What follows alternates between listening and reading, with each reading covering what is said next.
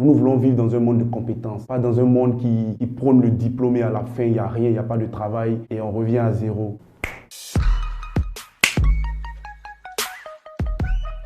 Je suis Franck Gauzet, fondateur de l'Organisation internationale de jeunesse Youth Institution for Education et du centre d'incubation d'insertion des jeunes AY Solutions.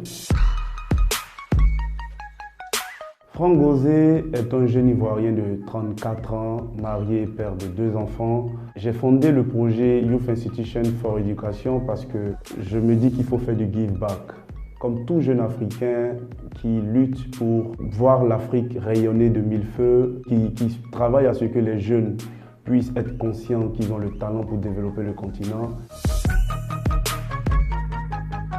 Le projet a commencé en 2015, qui s'appelait AfriXDO, African Student Development Organization, et après qui a été rebaptisé Youth Institution for Education en 2018. Nous avons mené beaucoup d'actions à caractère social et ensuite des actions à caractère éducatif. Après, nous avons continué à progresser, à mener plusieurs actions et à pouvoir internationaliser le projet avec des bases au Ghana, au Maroc, au Sénégal, en Centrafrique, en France, aux États-Unis, au Canada. Aujourd'hui, nous avons créé un centre incubateur parce que nous avons besoin de jeunes formés qui puissent avoir accès aux opportunités, qui puissent être insérés professionnellement et pouvoir créer des projets en tant qu'entrepreneurs. Ce que nous faisons à Youth, c'est de montrer que tout jeune peut influencer à travers le leadership. L'histoire qui me touche le plus, c'est l'ouverture d'une école qui a été fermée par les déchets que les femmes du marché déversaient au centre même de l'école. Et quand nous avons eu l'information, nous sommes allés en tant qu'équipe visiter le centre. Nous avons vu que l'école était même pour des enfants handicapés, était fermée. Et nous avons entrepris de pouvoir nettoyer l'école et puis après faire les travaux de réouverture. Nous avons fait venir des gens de toute la Côte d'Ivoire pour nettoyer l'école qui était située à Adzopé. Après le nettoyage, nous avons fait la sensibilisation dans ce marché-là pour que les femmes soient elles-mêmes gardiennes de cette école-là et qu'elles ne jettent plus des ordures dans l'école. Après quelques semaines, nous avons reçu l'appel de la DREN de la ville d'Adzopé qui nous a informé qu'ils prenaient en charge finalement de réouvrir l'école parce qu'ils avaient remarqué qu'on avait bien nettoyé l'école, il y avait possibilité de rattraper les salles de classe.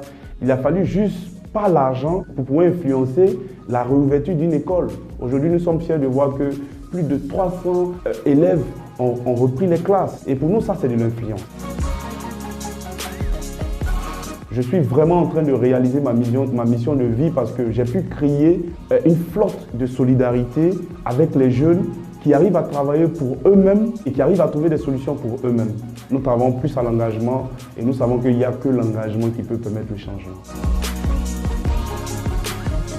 La meilleure stratégie pour nous a été de ne pas faire des demandes d'aide, voilà, de pouvoir compter sur nous-mêmes. Moi, j'ai dit à mes bénévoles, écoutez, on va tout faire de nous-mêmes. Il faut prouver qu'en Afrique, il y a des jeunes qui puissent se mettre ensemble et régler des problèmes de l'Afrique eux-mêmes. Nous n'avons aucun problème pour mener nos activités.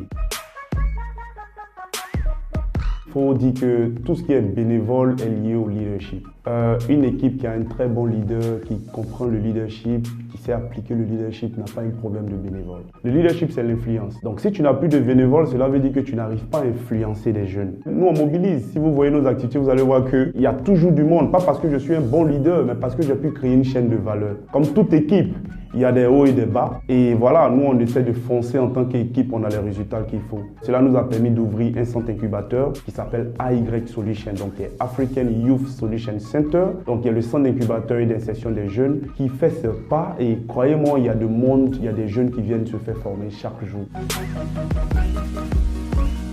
Nous enseignons ce qu'on n'enseigne pas à l'école. Nous avons souhaité faire cela parce qu'aujourd'hui, un jeune pour réussir, ce n'est pas forcément le style école. Moi, j'ai aucun diplôme, j'ai un niveau bac, je fais que des certifications. Mais aujourd'hui, je me trouve être senior dans des projets miniers. Donc, je vais dire que vraiment, le diplôme ne fait pas le jeune, le diplôme ne fait pas l'avenir. Il n'y a que la vision, il n'y a que la connaissance. Et il n'y a que la compétence. Nous voulons vivre dans un monde de compétences, pas dans un monde qui prône le diplôme et à la fin, il n'y a rien, il n'y a pas de travail et on revient à zéro. Ma plus grande fierté, c'est que nous avons pu démontrer aux jeunes qu'on est capable de faire les choses nous-mêmes. Et voir aussi aujourd'hui que le projet a pu dépasser les frontières et qui arrive à influencer des jeunes qui sont jusqu'en Amérique, en Europe, en Asie et tout ça, me rend fier parce que cela prouve qu'un impact peut quitter en Afrique et puis toucher les autres continents. Nous devons de plus en plus nous faire valoir, faire savoir ce que nous faisons afin que beaucoup de jeunes puissent venir dans la bonne direction. Merci à Snap, merci surtout à mes bénévoles qui me font confiance, qui continuent de me faire confiance. Merci aussi à tous ceux qui nous regardent de loin.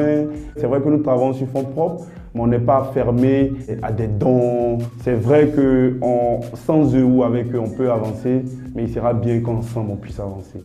Partager, c'est faire vivre le média.